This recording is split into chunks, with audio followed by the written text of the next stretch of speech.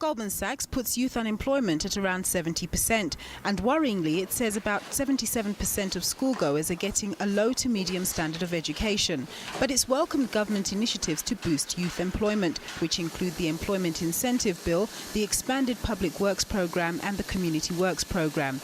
It says South Africa has the potential to garner between $5 to $10 billion worth of foreign direct investment per year, rather than a net average of $2 billion over the past 20 years.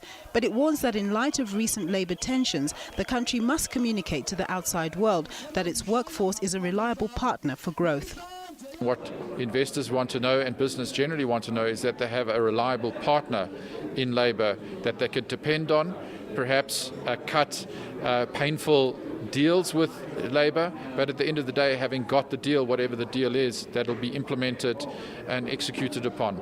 And so Marikana and the environment around labour in the last year has been one where there have been more questions than answers about the reliability of labour as a partner, and we need to resolve that. Business leaders welcomed Goldman Sachs' reflective report, saying it showed that the country had come a long way, but that current shortfalls in development can only be addressed by all stakeholders. It believes that current plans for future development are constructive, if only there was more emphasis on implementation.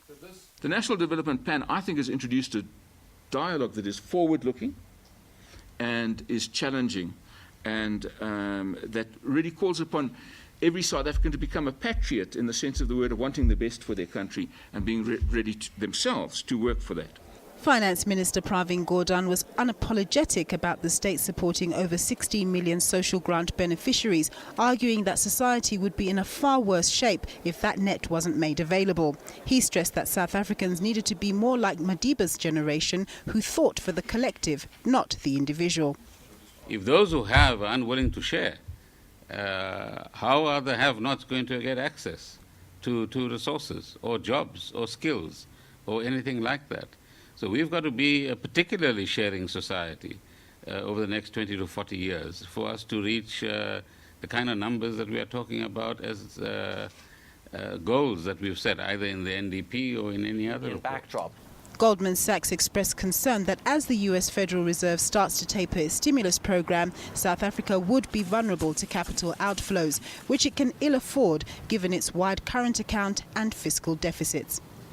Nompumelelo Siziba, SABC News, Johannesburg.